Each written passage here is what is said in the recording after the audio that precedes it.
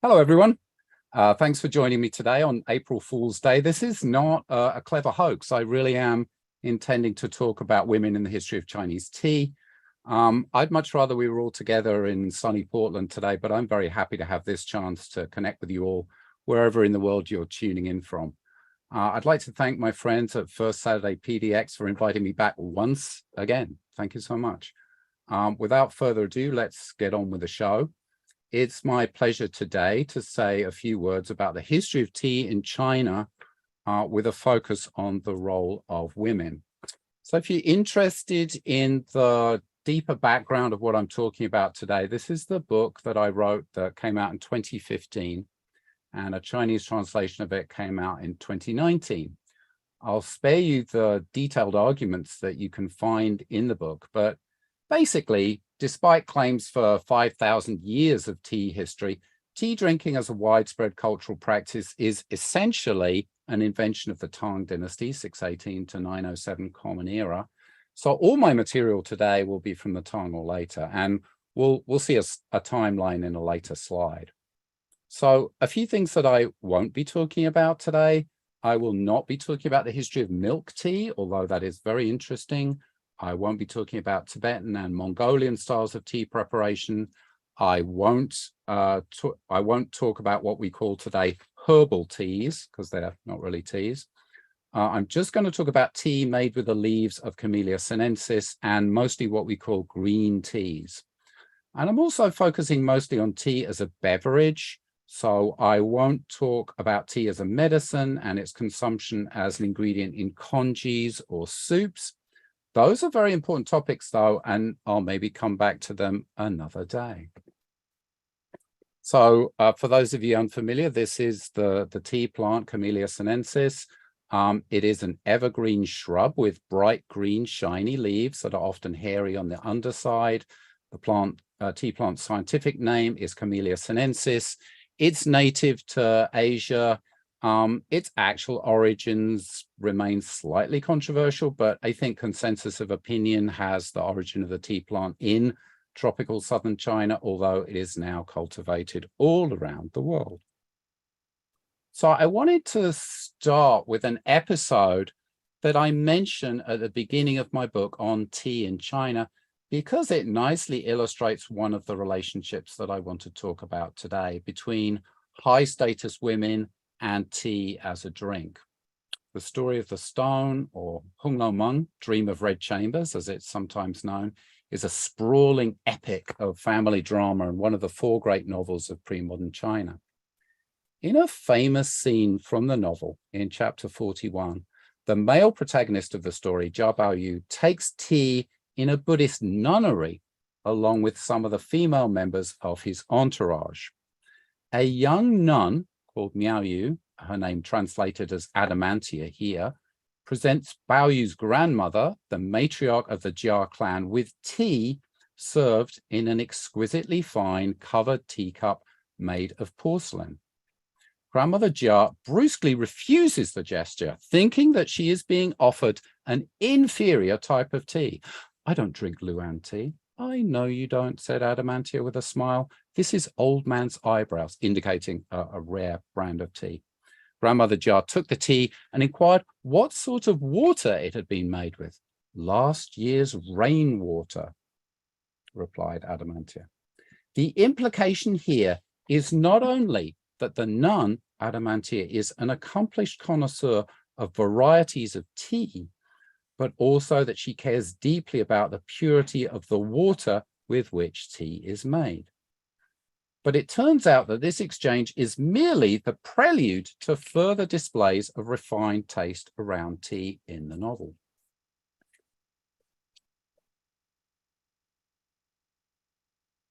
While the remainder of the party is served tea in covered cups of thin white porcelain, the nun, Adamantia, takes Baoyu's female cousins, Lin Daiyu and Xue Baochai, into her private chambers, where she serves them her own tea, not the more common stuff that she keeps for visitors.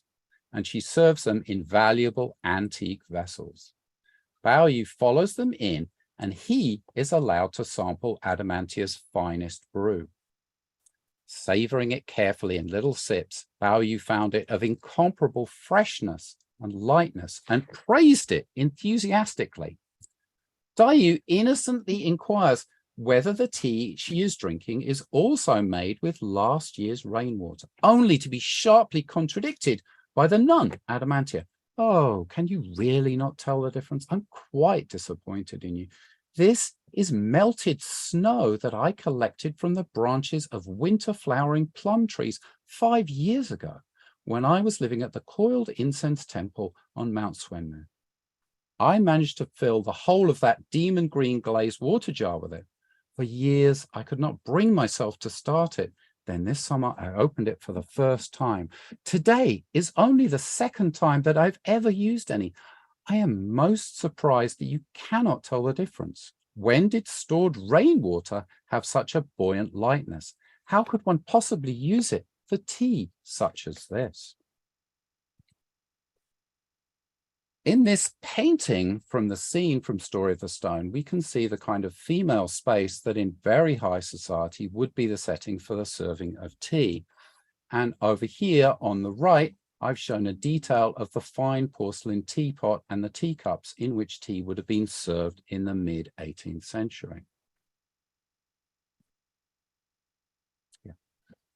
We're going to see today that tea has been prepared and served in a variety of different manners in Chinese history, and that variety in preparing tea will be an important factor.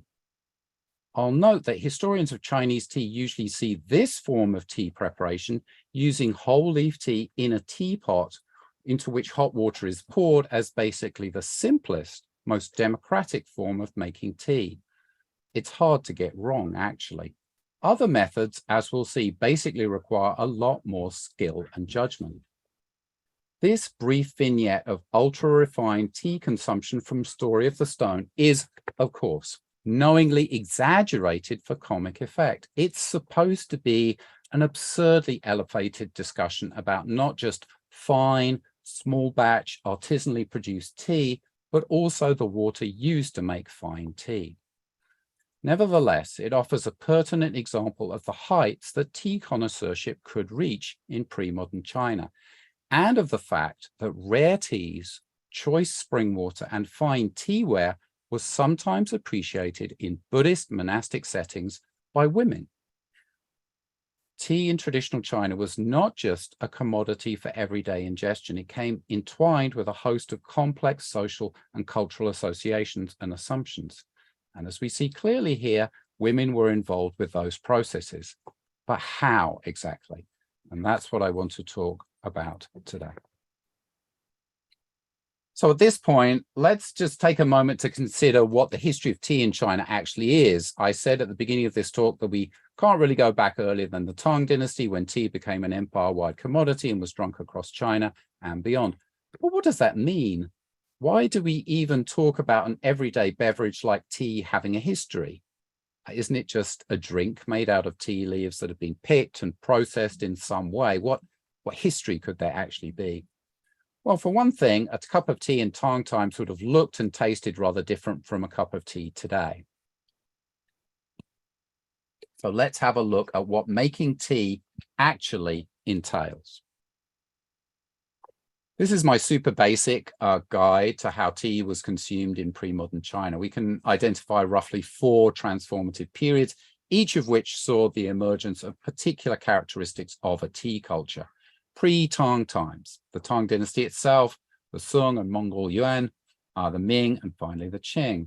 The modern period is beyond the scope of our discussion today, although it's been highly innovative, of course.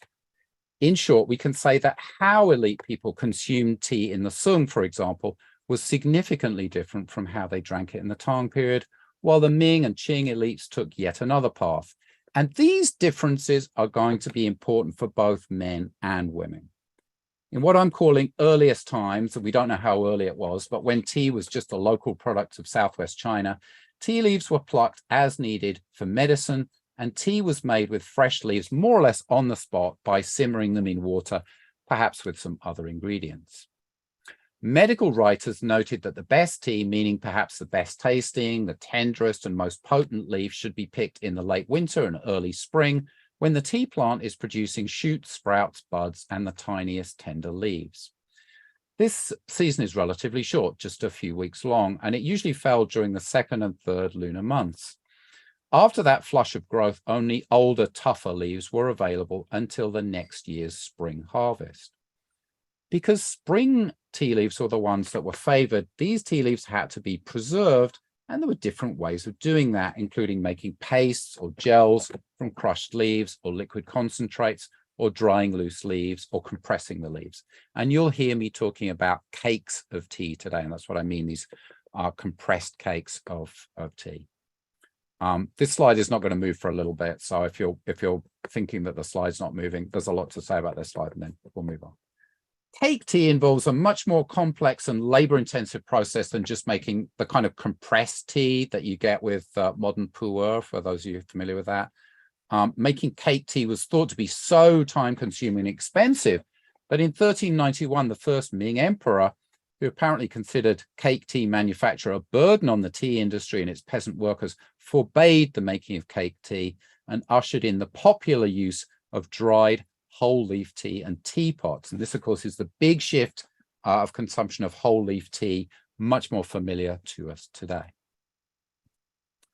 Okay, so these are the three main modes of making tea in pre-modern China: simmering, whisking, and steeping, and they'll come up at various points in the talk today. Of course, it's not really this simple, and this apparent chronological progression in tea preparation is actually quite misleading. It's likely that you could find all of these ways of making tea in operation at any one time. All of these methods of making tea have implications for those making the tea and those consuming it. In Story of the Stone, for example, the nun Miao Yu makes whole leaf tea in a teapot, the simplest way of making the beverage. But we know much less than we think we do about this topic. In particular, what looks like the simplest and most familiar form of making tea, steeping it, turns out to be the most complex and confusing. Here's a very basic timeline with a few significant markers on. The earliest material evidence of tea comes from Han tombs of the 2nd century BCE, although we can't actually tell from the material evidence what the tea was used for. Tea seems to have been drunk sporadically and locally until the 8th century Common Era, when it suddenly became a new craze and people across the empire started drinking it. A lot of its popularity seems to have stemmed from the first book on tea, Lu Yu's Classic of Tea, which I'll mention a couple of times today, which really informed people about what tea was, how to prepare it by simmering the crushed leaves in water of a specific temperature on a stove, how to drink it, and so on. By the Sung dynasty, we have massive commercialization of tea growing and tea production, and a new taste for making a frothy green drink from powdered tea. And then the early Ming saw a shift towards consuming whole leaf tea steeped in a teapot. Now, possibly that's an effect of the edict banning cake tea in 1391 that I just mentioned, but I think tastes had already begun to shift away from crushed cake tea towards whole leaf tea. Okay, so now we have some sense that there is indeed a history of tea. There are developments in how tea is grown, how it's harvested, how it's processed, how it's prepared, and how it's consumed. All right, so that leads to the next question.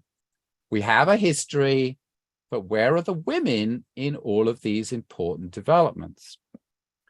The authors of Chinese works on tea, starting with Lu Yu's Classic of Tea around about 760 Common Era, are men. The most famous Chinese poems on tea are by men. Most Chinese paintings of people enjoying tea depict only men and are painted by men. And finally, it's possible to write entire histories of tea in China that do not mention a single woman. That's not uncommon at all. That's almost kind of the default. So clearly there's something going on here. Clearly there appears to be a marked absence of women in what has come down to us as the history of Chinese tea. So let me talk a little bit about the limits to, what we can know about tea drinking in pre-modern times. from some points of view, it looks like we have a lot of material. We have textual records, we have surviving material culture, and after all, we still drink tea. So we know something about it, or we think we know something about it.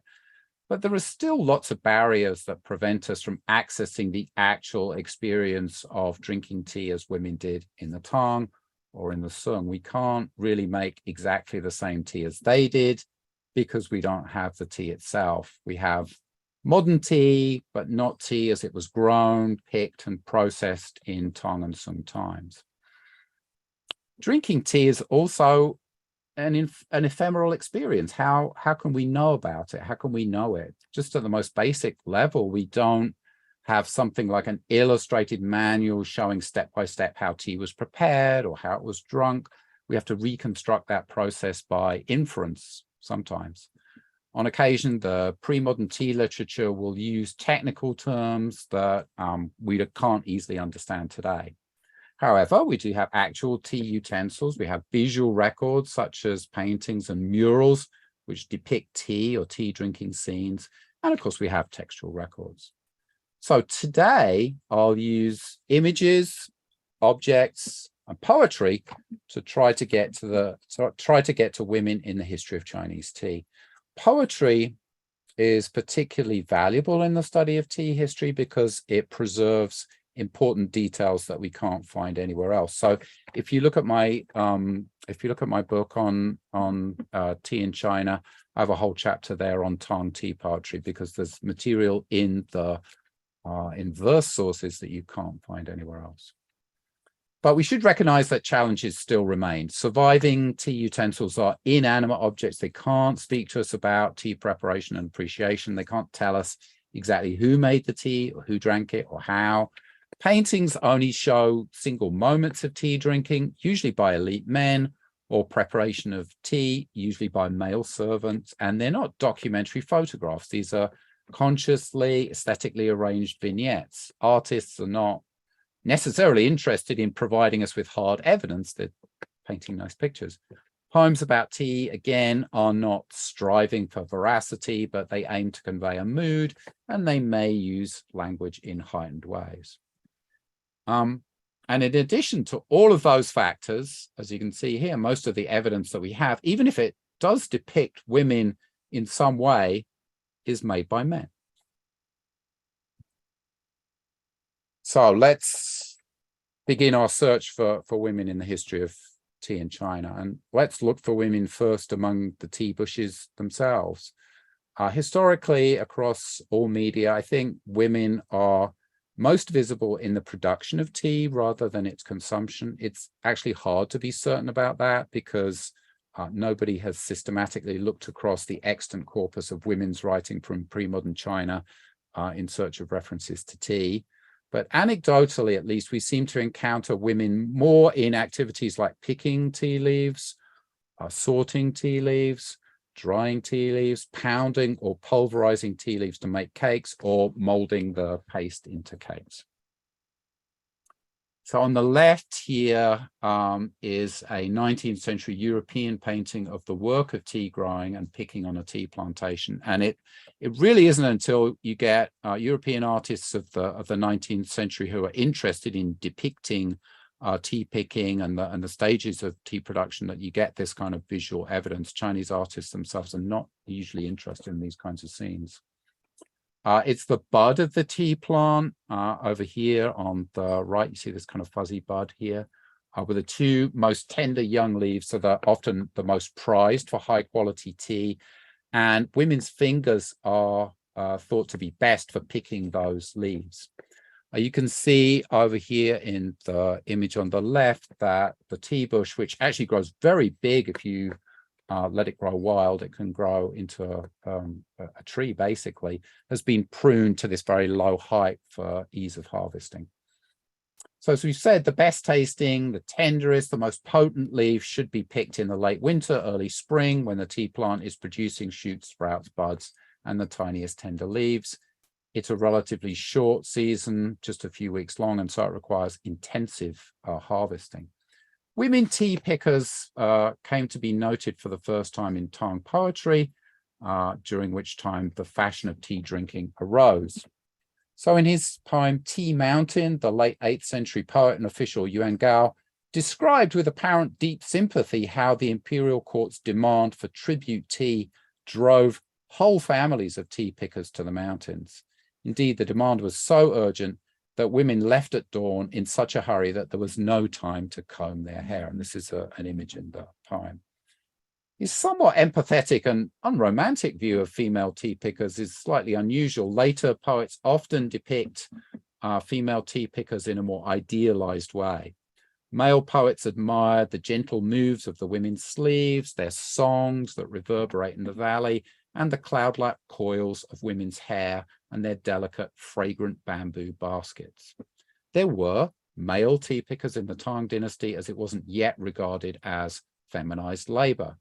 And there are also many poems of the Tang and later in which the male poet picks his own tea. This seems to be a trope of tea poetry, where the male poet wanders up on his own into the mountains and picks tea, probably growing wild is the implication. But post-Tang, as tea production grew in scale, women came to dominate this sector. And we get poems like this. Male poets had a continued fascination for observing women working outside of the home, picking tea. Women talking, singing, and laughing were woven into the beautiful scenery of the tea harvest. Here's a poem by the Sung dynasty geographer Fan Chung Da, which conveys the need for the mass mobilization of female labor to bring in the crop. Elder women, along with young mothers, head into the mountains to pick the tea. And here, Fan links the newer commercial enterprise of tea harvesting to the long attested practices of sericulture. Mulberry leaves are the primary form of food for silkworms, and women were primarily responsible for all the stages of silk making, from raising silkworms all the way through to weaving silk. So he's making a kind of connection here between, traditional rural pastimes of women that are dictated by custom and the kind of economic need to go and pick tea. This poem by the 14th century Gao Qi mixes aesthetically enchanting images of women singing as they work against a picturesque background with kind of harsher socioeconomic messages about the intense labor involved in trying to make a living from a very short harvest seasons and the iniquities of producing gourmet items for the luxury market, which is basically what's going on here. These women who pick the leaves won't taste the tea themselves, even though the fragrance of the tea leaves is ingrained into their skin. The best tea goes to the state. They don't get to the highest grade tea will first be presented to the governor. So the best tea goes to the state as tribute. The remainder gets sold to merchants. Gao tells us that mountain dwellers don't have sufficient arable land to grow grains, so they're forced to harvest tea as a cash crop. So this is a great example, actually, of why poems are important as historical records. We get to a kind of level of social detail in verses such as this that we actually can't find in gazetteers. So you actually kind of get a sense of, well, what does it mean? Mass commercialization of tea growing, growth of large-scale tea plantations, mobilization of labor to pick in a very short harvest season. What does that actually mean for the people involved? It's really actually only through poetry that you can kind of get some sense of that.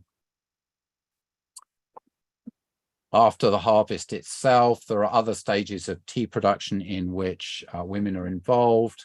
Tasks which require a delicate touch seem to have been delegated first and foremost to women.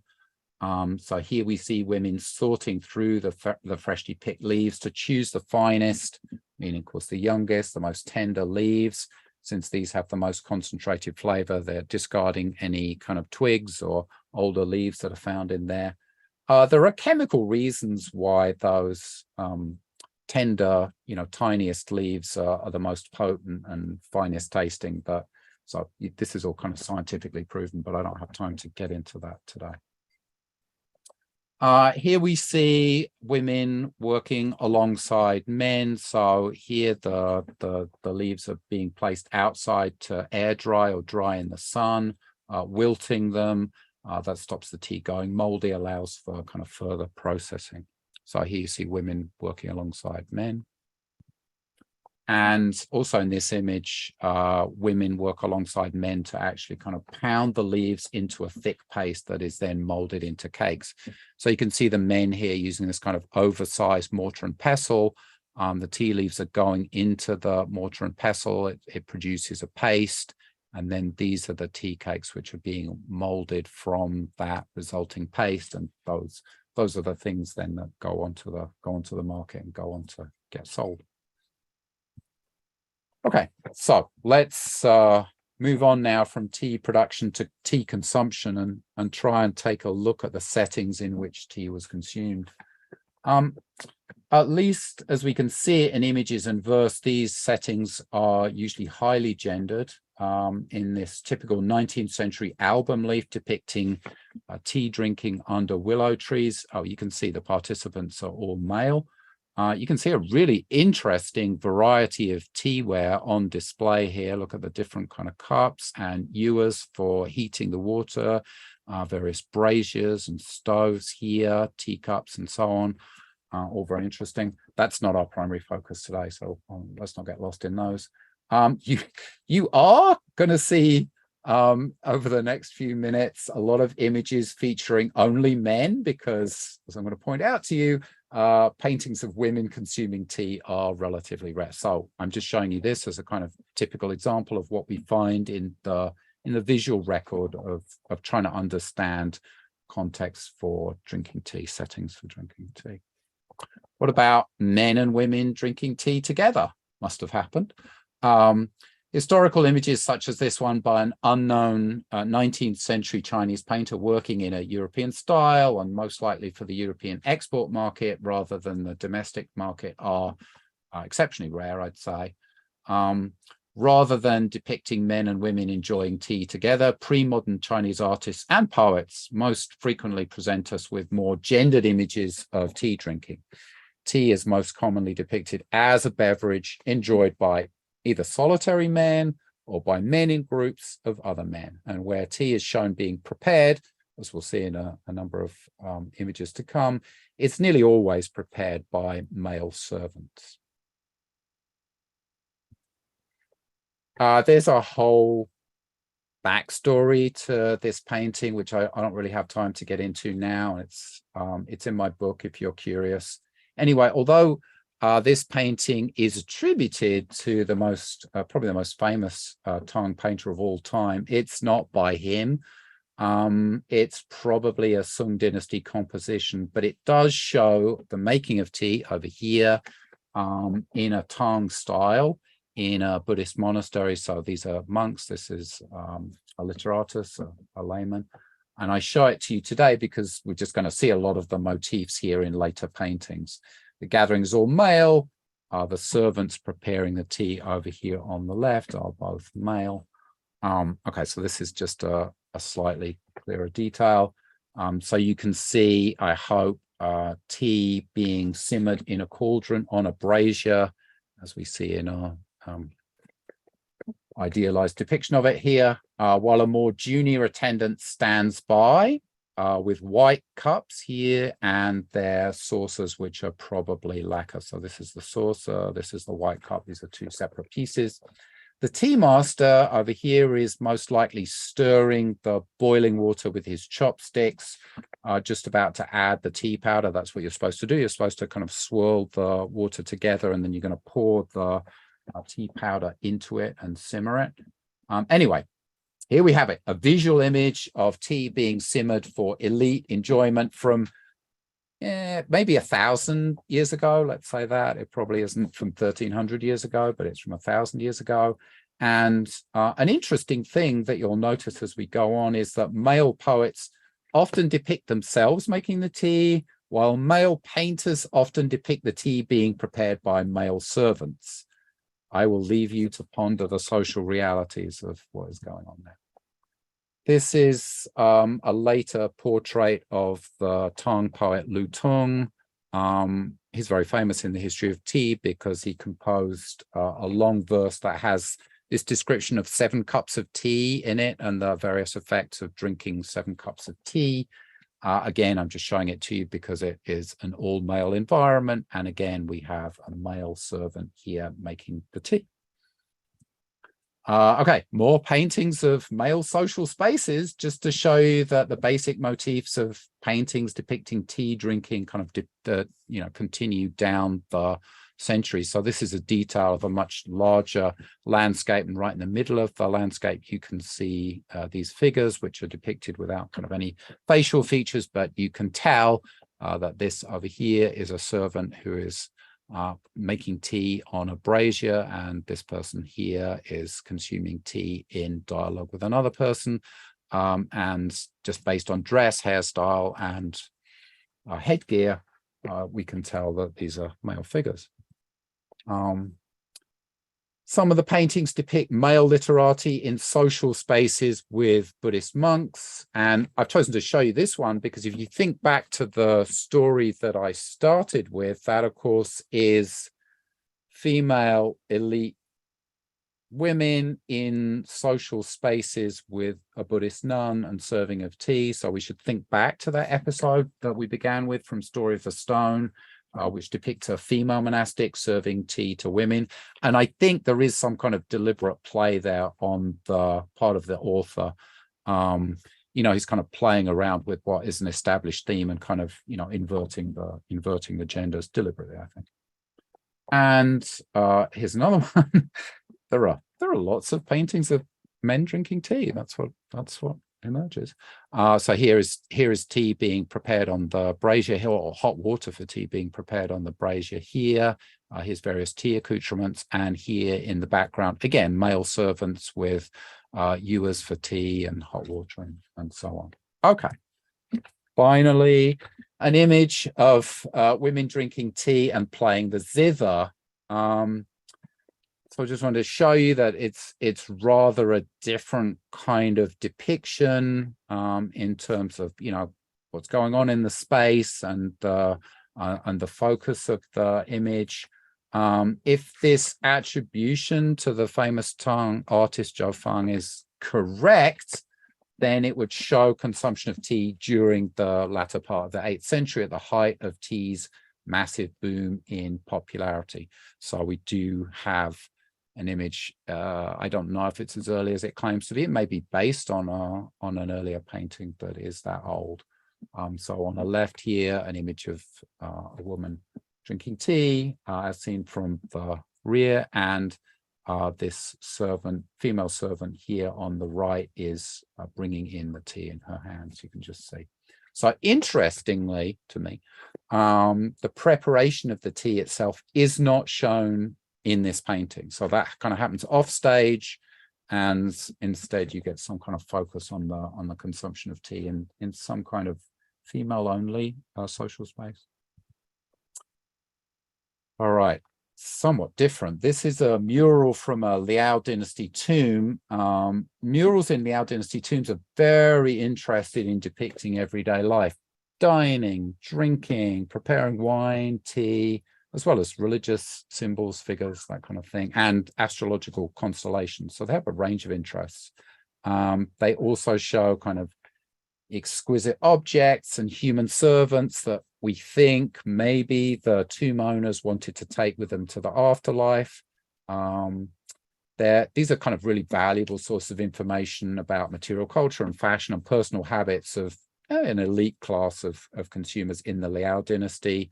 But I think, it can be extended, I think, to other polities at the time. So, probably similar things are going on in the Song. The mural shows women preparing whisked tea. So we've talked about different styles of tea preparation. You can see here, this is a metal ewer, which contains water, and it's heating in a charcoal brazier. You can see the individual teacups kind of stacked up here. And the woman in the center is holding a white teacup in a dark saucer. And we'll keep that dark saucer in mind because we're going to talk about that saucer in a minute. This is another Liao dynasty image. The male figure at the bottom there is grinding tea to powder using a tea grinder here, typical implement of the time. And the women are holding white teacups in red lacquer saucers. So finally, images of women preparing and consuming tea. We have to wait till the liao. So this is the method that's used in the previous images. A tea cake is crushed with a grinder and then it's sieved. And to prepare the beverage, the tea bowl is warmed with hot water and you put tea powder in it. And then you mix it with a bamboo whisk with a little hot water, not actually boiling water at 100 degrees Celsius, but somewhere between about 80 to 85 degrees Celsius. And the bowl is then filled with hot water, maybe all at once, maybe gradually, and you whisk it vigorously until you get a thick foam on the surface. You can also grind up loose leaf tea into a powder and prepare it the same way, but usually it's made out of cake tea. This is, oh, back to guys drinking tea, more men drinking tea. This is just to show you the, again, this is a monastic setting. So these are monks basically, and this is a male monastic servant. So the tea powder has been placed in the teacups, and then he's coming around with the hot water in the ewer and whisking it with a whisk, just so you can see that.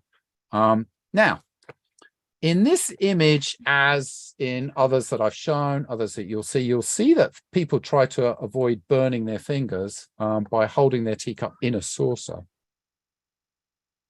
And that piece of tea-related technology, which is a very important piece of teaware, you've seen it in all these images, it's kind of ubiquitous, is what I'm going to talk about next. Because did a woman invent the tea saucer? This is a Ming Dynasty lacquer tea saucer.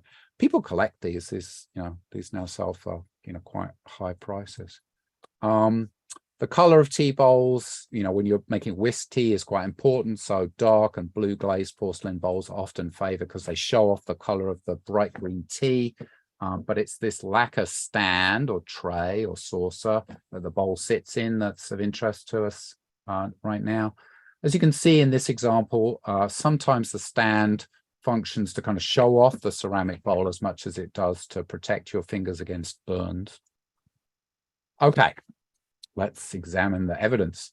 So according to documentary evidence, the tea saucer, the kind I've just shown you, first appeared during the Tang dynasty, which is basically the beginning of tea culture itself.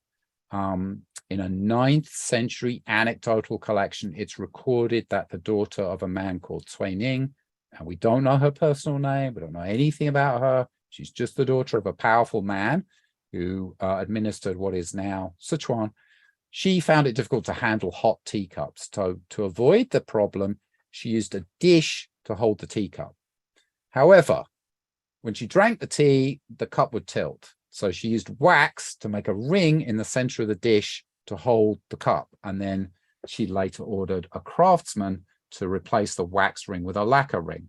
Her father, important politician, saw the device in action, thought it was a great idea, named it tea saucer, which is kind of what it's called today, and then had it put into production.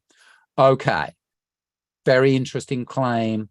Fair amount of incidental detail, although kind of lacking a specific name for the woman that did it, but that's not unusual for a late 9th century source. This is often how women are referred to in kind of this kind of literature.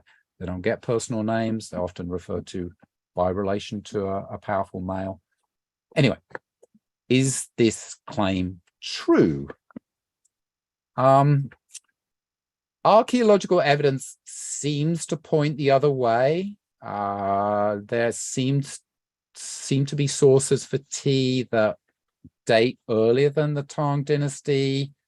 Certainly the idea of a tray or a stand to hold a cup is already in circulation by the Han, so probably in circulation by 2nd century Common Era. At that time, there's no kind of special tea sets or tableware. So people often used kind of drinkware without distinguishing whether it's for tea or whether it's for alcohol. That seems to have been pretty common. So it's a little hard to tell, but the technology seems to be there. This Celadon saucer here that you see in the image may well have been used to hold a teacup. This one was unearthed in 1962 from a tomb dated to 4 1293, so a good 300 years prior to the invention of the tea saucer by Twaning's daughter. It's commonplace, right, that things get invented multiple times. This is just a commonplace in history. People are always reinventing things, or, you know, the same thing gets invented in, you know, geographically diverse places at different times. And that certainly could have happened here. But who actually invented the tea saucer is somewhat interesting. What's more interesting is that a late 9th century male author is happy to grant that honor to a woman, and presumably to his immediate audience, it's not implausible that the saucer was, in fact, invented by a woman. So here's our tea saucer in action again, just to remind you.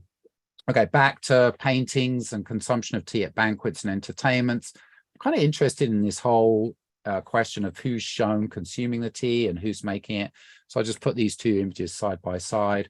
On the left is a painting by the Sung Emperor Huizong, who's very knowledgeable about tea himself. It's a gathering of scholars. It includes preparation down here and consumption of whisk tea.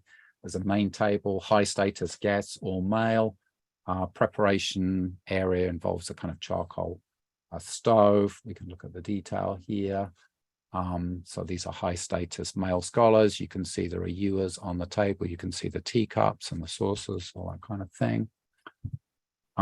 This is where the tea is being prepared by men. These are the ewers being heated here in a kind of charcoal brazier. It looks like the tea's already been ground and it's been placed in this pot here, and then this figure here is kind of scooping it into the teacups, and then it goes on from there. Now, this is a Tang dynasty painting that shows court ladies, 10 court ladies and 2 servant women around a rectangular table. Some of the women are depicted drinking tea, others are drinking wine over here. These 4 women at the end are playing music, so presumably they're kind of adding the musical atmosphere. There's a tiny little dog under the table there, very interesting. The artist and the year of the painting are unknown. And again, we see a figure over here serving the tea, but the artist seems to be uninterested in showing the making of tea by servants. So I'm not sure why that is. We don't really have enough material to do more than speculate here. So we have a lot of consumption, evidence for elite consumption of tea. What about ordinary people? This early 13th century image is probably about as close as we can get. So this is whisk tea being consumed in an urban setting by non-elites, but again, not by females. I'm showing it to you because these are all men. These are tea peddlers, so you can see all their kind of accoutrements. So these are people who would sell tea by the cup in the marketplace. Now, we know women did this. We just don't have any images of women doing this. So I think we just have to look at images like this and try and kind of squint a bit and see if we can use our imaginations to reconstruct it. So I've said a major source of basic information on tea in pre-modern China is found in verse. So did women write any verse about tea? Short answer, yes. Long answer, we don't really know very much about it, because nobody has done any significant research. There's no scholarship on female poetry about tea in any language. So I've selected a few poems to show you today, and I'm not making any claims about their quality as poems, making any comparisons with poems on tea written by men. I just want to say that as a historian of tea, these are poems are interesting, and I learned stuff for them. Only 4 poems survived by the late 8th century female poet Bao Junhui, who was widowed at an early age, summoned to court on account of her verse. 2 of her surviving poems mention tea drinking. And in this one, brewing tea on a dark red stove, pine flowers loose their scent. She is maybe kind of brewing the tea herself. It's interesting to see here tea being made and consumed in the context of viewing flowers and the creation of some kind of tea drinking aesthetic that partakes in the ephemeral beauty of the natural world. It's a poem close in time to the classic of tea and what I see as the invention of Tang tea culture. So we should consider that female poets played some part in that cultural moment. The most famous female poet associated with the history of tea is Li Ye, a close friend of Lu Yu, the author of the classic of tea. This poem doesn't mention tea. She died in tragic circumstances. She was executed for treason. So this poem's not about tea, and as far as I know, there's no surviving tea poems among her works, but a lot of her poems don't survive. People have speculated on the basis of this verse that she was in love with Lu Yu, but in any case, she's a very important member of Lu Yu's inner circle, part of this intimate world of Tang poets who created tea culture, and for that reason, very important. Li Qingdao, sometimes described as the most talented female poet in Chinese history, known for her love of and expertise in tea. This poem, the cyan clouds cover the grinder, jade slivers piled like dust. This is a reference to tea leaves.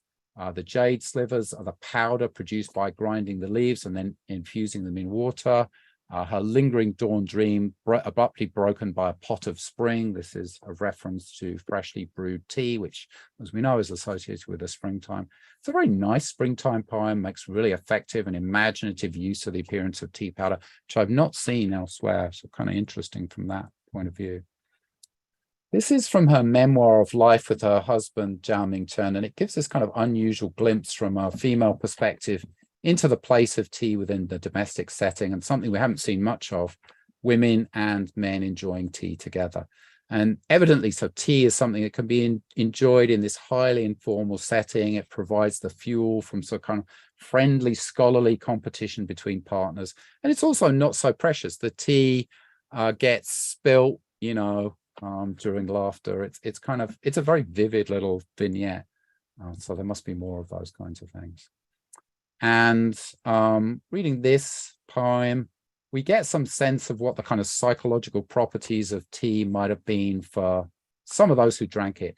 Tea has fragrance. Its liquid reflects light. It acts as a mirror. Beyond that, it raises the energy and spirits of the tea drinker. It revives her after an evening of poetic composition. And having seen a few poems by women in isolation, I've just kind of very briefly introduced you today. I'd really like to read more kind of en masse to see what the kind of contours of female poetry of tea might be, but that's probably a task for another time. But I think we can see from just these few examples that there is some very fine verse written by women about tea. And I think that historians of Chinese tea could learn a lot from that verse. So some final thoughts as I conclude.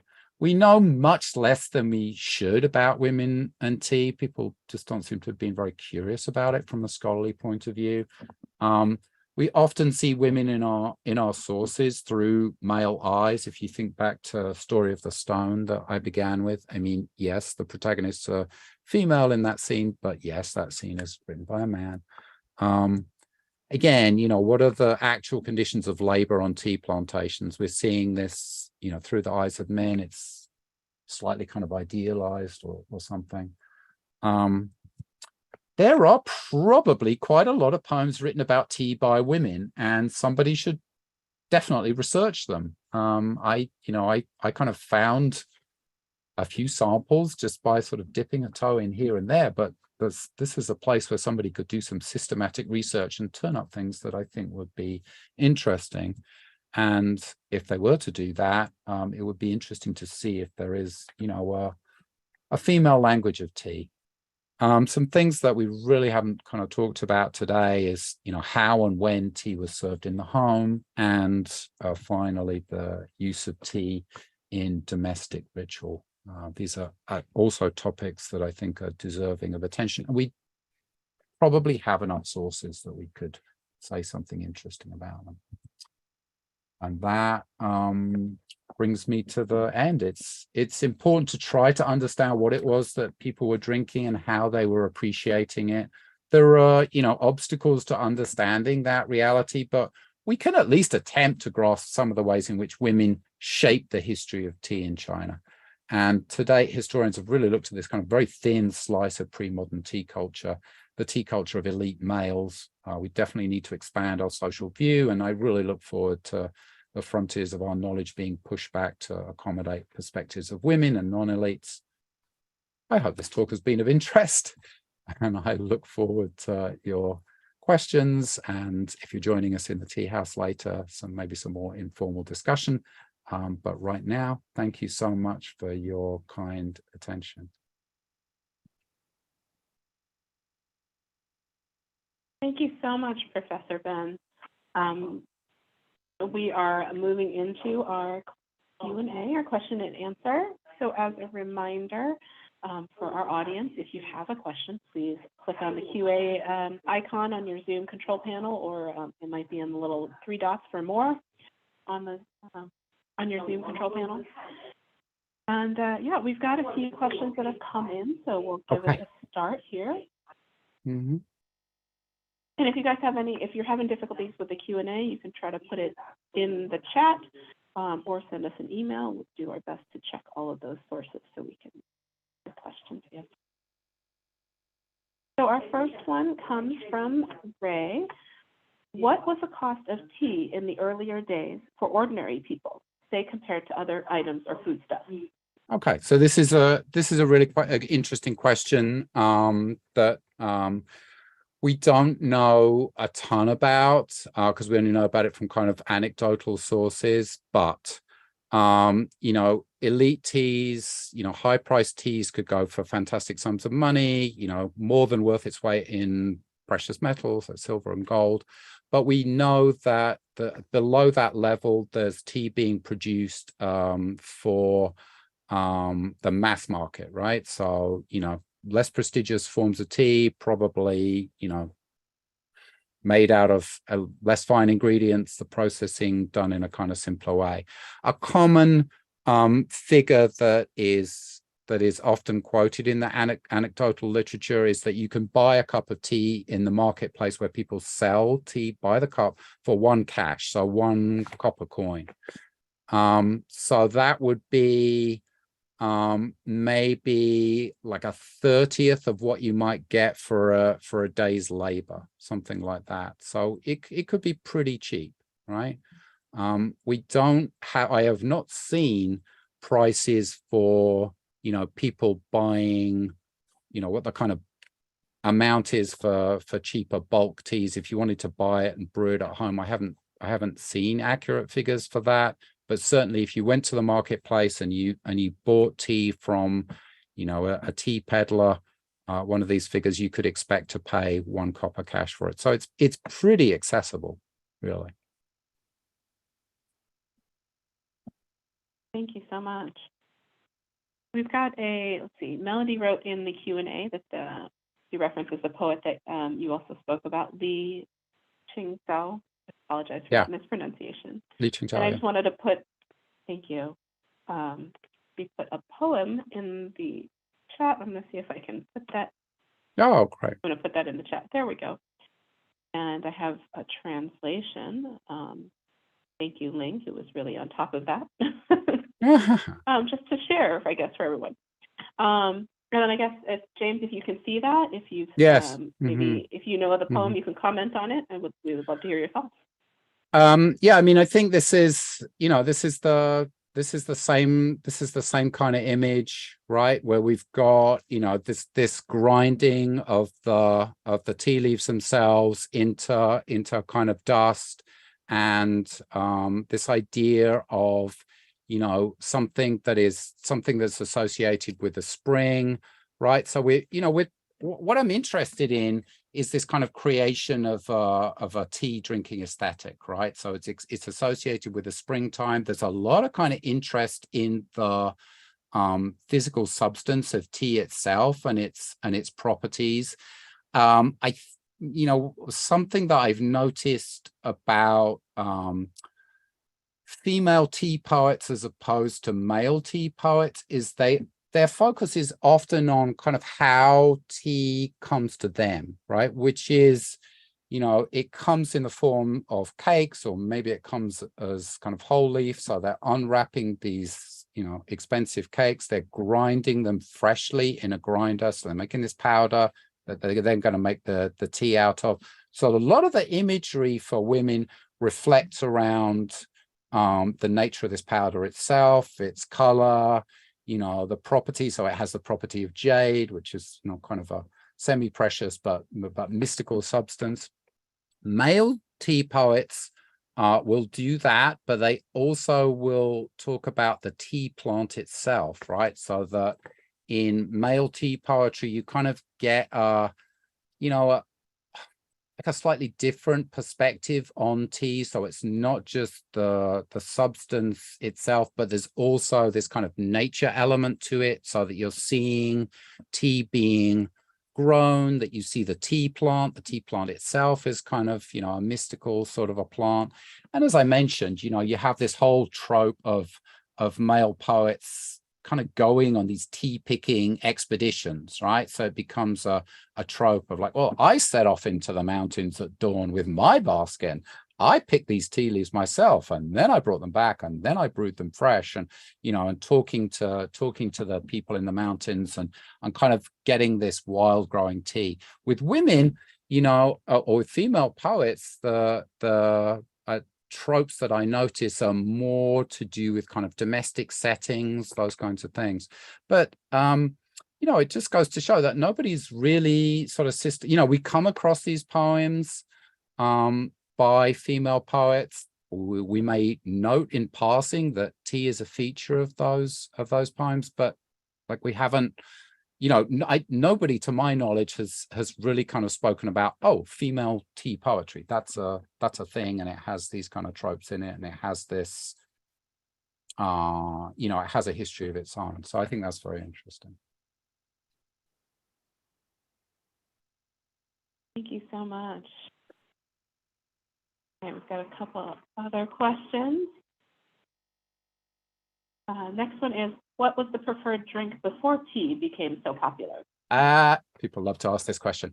Alcohol. Alcohol is the standard drink that is used in social settings.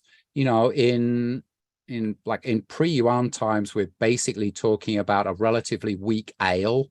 We often use the term wine, but it's not usually kind of grape wine or something like that, although that existed. So it's usually kind of an ale made out of rice or some other grain. And it's not terribly strong in terms of alcoholic content. It's probably less than 3%. You could drink it, without immediately getting drunk. So you can drink a fair amount of it. Reasons for that, same kind of reasons that alcohol is consumed elsewhere in the world, that it's since it's being processed, you're less likely to kind of die from unfiltered water or something like that. It's a safe drink to use. The interesting thing about tea and alcohol as opposing cultures, which is something that I've written about, is that, of course, from a Buddhist point of view, you shouldn't be drinking alcohol. So a lot of the reasons that we associate tea drinking with Buddhism is because Buddhists in the 8th century started to push tea as a viable alternative to alcohol. And what I think is even more interesting about that is that they're talking not just about kind of everyday consumption of alcohol, they're also talking about use of alcohol in ritual, right? So alcohol is a standard ritual that you would give to deities or ancestors or something like that. So instead of alcohol, people are being encouraged to offer tea, which is something you still see today. So alcohol would have been consumed a lot. And then, a lot of the ways in which people get their liquid intake in pre-Tang times is through things like soups and congees. So, things that we think of as foodstuffs that have a lot of liquid in them. So you're kind of probably consuming a lot of your daily liquid, not as water, but as and not as tea, but in the form of soups. One of the things that people want to claim about tea drinking is, oh, this must have made a huge difference in terms of public health, right? Because if you're making tea, you're boiling the water, and therefore you're killing the germs in it, and so people aren't dying from drinking water that hasn't been boiled, right? That isn't safe to drink. That's probably not true in China, where I don't think there was a lot of kind of cold water drinking going on. That cold water drinking is relatively unusual. Most people, you know, were boiling their water anyway, and either drinking it warm or, you know, making soups out of it. So tea drinking itself probably doesn't have this kind of massive effect on public health that maybe it does in other countries at other times. But yeah, interesting question. So this is a big cultural shift from an alcohol-based culture to not a tea-based culture exactly, but a culture in which tea and alcohol kind of exist side by side after the 8th century. Thank you for that question. Thank you for that answer. That was great. Our next question is, can you talk further on how women might have been involved in the rituals around drinking tea? Yeah, so I would love to talk further about that. This is a good question. So one of the things that, you know, when I was thinking about this talk and thinking about the research, I thought, oh, I'll definitely want to look at domestic ritual, and talk about domestic ritual and the use of tea in domestic rituals. And so I started kind of doing the research into that and found that it's a little hard to kind of get a handle on, really, because you find instructions to women in terms of you know, how to run households, that kind of thing, and it specifies all these occasions on which you should serve tea. But the list kind of expands almost infinitely, right? So that, you know, when guests come, you should serve tea. When guests depart, you should serve tea. You know, at the beginning of a meal, at the end of a meal, you should serve tea to, you know, these people in this order. And so there's material there, in terms of these kind of instructions. They're a little dry in terms of like making a presentation today. Not quite as vivid as some of the other things I wanted to talk about. And I just found it kind of a little difficult to get beyond the instructions themselves, so that these are prescriptions for behavior. And I really wanted to avoid the kind of trap that people often fall into with ritual and domestic ritual, perhaps especially, which is to say that, okay, it says it in this book, that's what you're supposed to do, and so therefore people did it. That doesn't really match with any human experience that we know of. People do all kinds of things and don't follow the instructions and kind of adapt those rituals. So that's the state of the of where my thinking is right now, is that I've looked at some of these ritual instructions. I've seen the kinds of themes and tropes that come up in there. What I really want to do is to kind of flesh that out and find more of the kind of social detail, you know, where people are commenting on those domestic rituals, and especially where people make the kind of negative comments, you know, like, I went round to so-and-so's house and they didn't do it the way they're supposed to do, or, you know, I'd never seen anybody do this kind of particular form of domestic ritual before, and, you know, they were doing things in a way that I didn't understand. It's that kind of detail that I'm really kind of interested in. I think it's there. So it's an interesting theme, and one that I could do no more than sort of mention and gesture at today, but I don't really have enough evidence to bring forward to an audience at this point.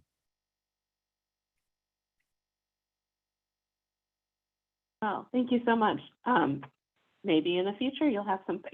You could come back. I think I will, because I mean, I am intending. So this is, you know, all of this is something that I'm intending to expand on, and as you can see, there's kind of room for expansion in all directions. But that piece about domestic ritual is something I'm actually very interested in, and so it's just a question of finding the right kind of materials and thinking about it a bit more deeply, I think. Thank you so much. Moving away from the domestic rituals, question from Karen is, when do we get, quote, tea houses? where women Oh, were when do we get females? tea houses? You certainly get mention of them by the late 8th, early 9th century. You've already got mention of tea houses, not kind of, big descriptions of them. By about 1100, they're absolutely ubiquitous in major cities, and in some cases, you almost can see what's being served in the tea houses. What is interesting to me is when you get into urban environments like Kaifeng and places like that around about 10th, 11th centuries, they're not just serving tea in tea houses. So you get other drinks as well as tea, which is kind of interesting to me, that the tea, by the time you get to around about the year 1000, and large urban populations and commercial enterprises where people are selling tea in a variety of different kind of establishments catered for different social classes, is that the beverage culture is kind of much bigger than you would expect. That you have tea, you have alcohol, but you also have all these kind of drinks made out of herbal ingredients, right? You have things made out of citrus peel and spices, and some of them have kind of mineral stuffs in them. And then you can buy these things that are like almost like energy drinks today, right? That they've got all these kind of, it's got mushrooms in it, it's got liquor. A lot of them have kind of licorice in them, to like with Chinese medicine, right, to sweeten the flavor. So they're not medicines, but they're kind of tonics, right? So that these things are being sold in tea houses as well. And then you get kind of whole menus of different grades of tea and different origins for the tea and all those kinds of things.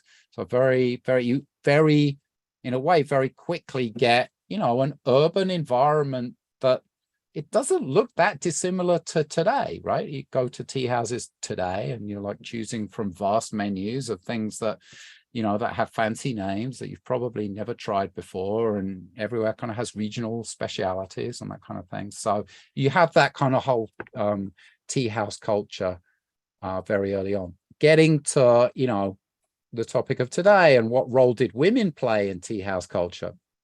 That has been, I found, very difficult to kind of assess really what was going on there.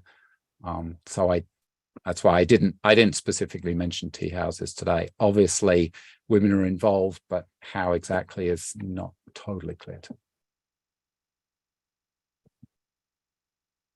Thank you so much for that.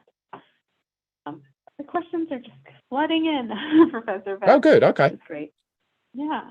Molly comments, the only time I have seen powdered tea in the current day is made by the Japanese with the bamboo whisk. Mm-hmm. Is that usual here in the U.S.? That you find that kind of whisk powdered tea. Yeah, I mean that Japanese method of making whisk tea is adopted from what Japanese monks saw in Sung Dynasty Buddhist establishments. I showed you a painting in which there were a group of monastics, male monastics, and then you have this male servant going around with the hot water and pouring the hot water into the teacups, and then he whisks up the powdered tea. So that whole Japanese tea culture is basically derived from that Sung Dynasty larger tea culture, but it's especially kind of coming with this Buddhist flavor because monks are going to Buddhist monasteries, and this is part of like daily ritual.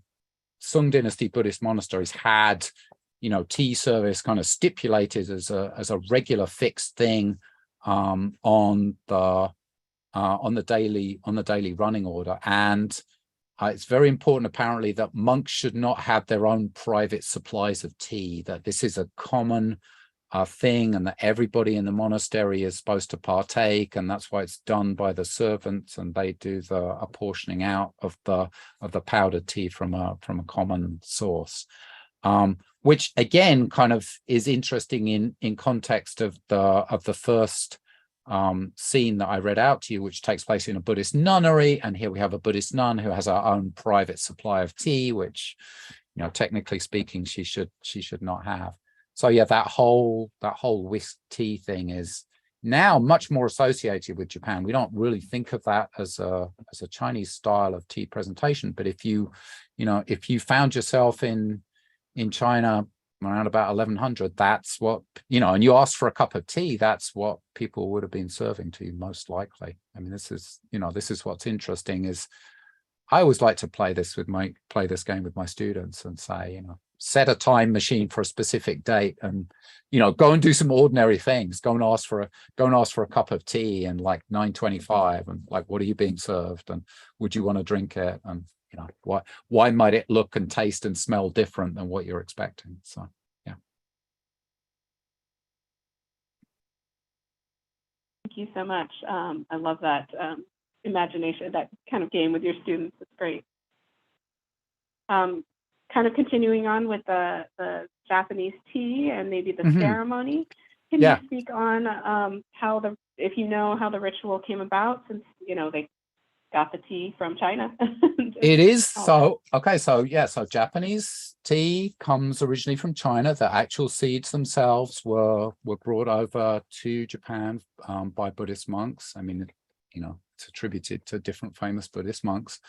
And the Japanese tea ceremony that we see today is essentially, you know, kind of an adaptation, a highly kind of stylized and refined version of monastic tea ceremonies that would have taken place on the mainland. You know, so often the kind of accoutrements that you see, the tea bowls and the whisks and the ladles and the brazier and all those kinds of things often have, you know, Chinese Buddhist models originally. They've been long since adapted and refined in Japan, but the origins of the tea ceremony are entirely Chinese. And you know, it's kind of interesting to me that you don't see that kind of same level of refinement in China. You don't see, you know, that kind of practice of tea making itself get elevated to such a very high degree. You know, of course, you have elite people participating in it. I showed you a lot of paintings where, you know, it's the servants making the tea. It's not the elite males themselves, right? So that this is something, even though they're using, you know, objects that are probably pretty expensive, the tea itself would have been fantastically expensive, but this is kind of something that can be entrusted to servants. Whereas in Japan, of course, you know, the tea master himself or herself becomes this very important figure and, you know, does all the things themselves. The kind of interesting, you know, multiple directions that tea culture goes in. There's no way to say that, you know, tea culture has to develop in a certain way, right? But it has this whole kind of aesthetic development that goes with it. And I think what's interesting about that is that, you know, when you look at the rise of tea culture in the 8th century, you already have a very kind of conscious aesthetic sense to it, right? That, you know, the tea plant itself has a certain meaning, that, you know, teaware has to be appreciated in a certain way, that tea itself has to be appreciated and drunk in a certain way, that there's a kind of a mystical quality to how tea looks, how it tastes, the effects it has on the human body. And that's all there being kind of crafted by Tang poets, basically. I mean, these are the people who are making that tea aesthetic. So. Thank you so much. Our next question comes from John. There were matriarchal societies in southern China. Have you had a chance to look at them in your research?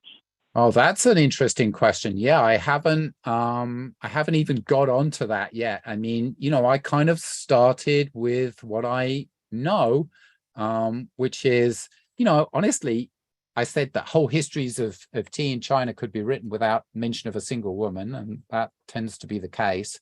If you read my book, there's not many women in my book. And you know, I really wanted to start by saying, well, this is kind of odd. I mean, this can't reflect reality, surely.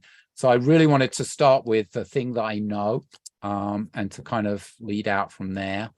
So I started with, you know, history of tea, and then just started trying to widen the focus until I could get women into the frame.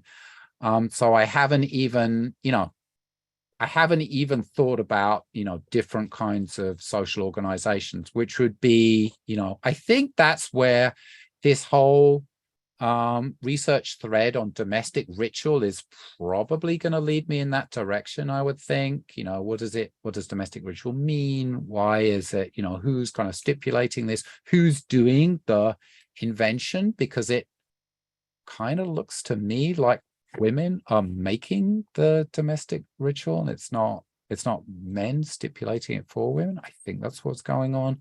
And so, you know, expanding out from that, but that is a good suggestion. I haven't thought about that, and I think that's where the research is going to go.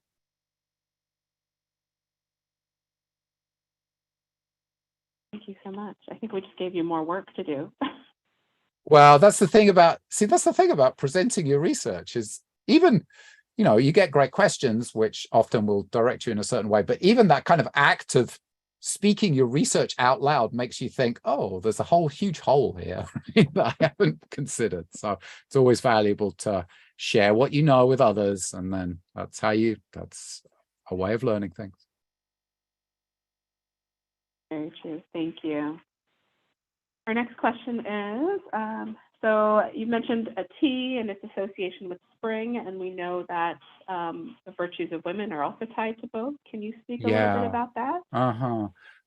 This is a really interesting question. And so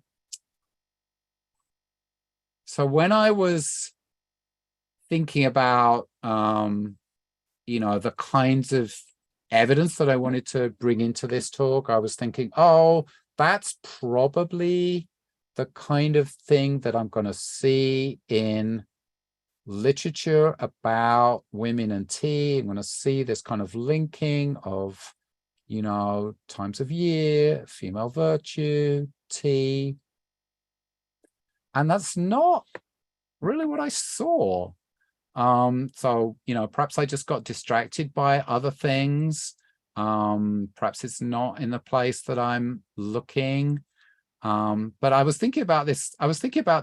A couple of days ago. It's like, you know, I just thought I didn't really see that, and I didn't see a lot of kind of discussion of yin yang dualities, and I didn't really see, you know, those kind of things come through in the poetry that I was looking at. But again, I may have been, you know, obviously I selected for certain things, and, you know, told stories that I wanted to tell. So what I'm looking forward to is kind of going back into the vast body of female literature and thinking about, you know, well, is there a tea poetry in here?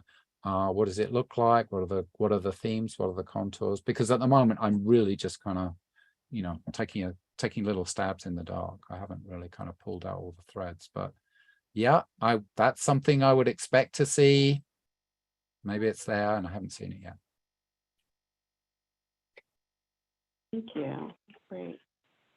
I have a series of Melody, really quick. I hope you can make the tea house, because I think you have a lot to talk about. But Melody wrote, she had the earlier question about Li Xingzhao. She has another poem in the Q&A. I'm just going to put that in the chat for folks to say. And Melody also comments that this poet mentions tea for her to express her sentiment, and that this poet might be the only woman that is independent with good social status in the Chinese literary history. I mean, that's the interesting thing, is that, you know, she seems to be treated with respect by male poets, and you see respect for her as a connoisseur of tea. by other male poets. So she's, she's thought to be able to, she has like kind of a refined, she has kind of a refined palette, that she knows things about tea. So I think that would, I think that's, I could have based the whole talk around her literature in a way, but I wanted to explore a variety of things. Yeah, that's a good one. Thank you. All right, we have one last question, and it is: so nowadays, coffee or tea tastes the best if brewed in distilled water. In the old days, how did they collect water? Did they have different levels of? Oh yeah, water? so there's the whole dialogue about water is super interesting. So, as early as late 8th century, people are already kind of distinguishing, different types of water. Very suspicious about any kind of still water. You really want to be gathering running water. So, spring water, if you're going to take it from a fast flowing stream, make sure you take it from the middle of the stream. Don't take it from the edges, because the purest form of the water that you want is going to be in the middle of the stream. It's not going to have impurities in it. It's probably going to have more oxygen in it, right? Because of the turbulence. Taking water from waterfalls is, again, close to the source. Mountain water, those kinds of things are super important. So there's a lot of discussion, and you have a kind of water connoisseurship in parallel with the tea connoisseurship. So, I started with this discussion about, collecting rainwater and using it for tea. I think people did that. Melted snow, right, that you've, because it's pure and you've gathered it yourself. So it does seem to have been a culture or custom of actually collecting rainwater and putting it in ceramic vessels that you then seal, and you could transport it back to your home and then kind of save it for special occasions and for tea.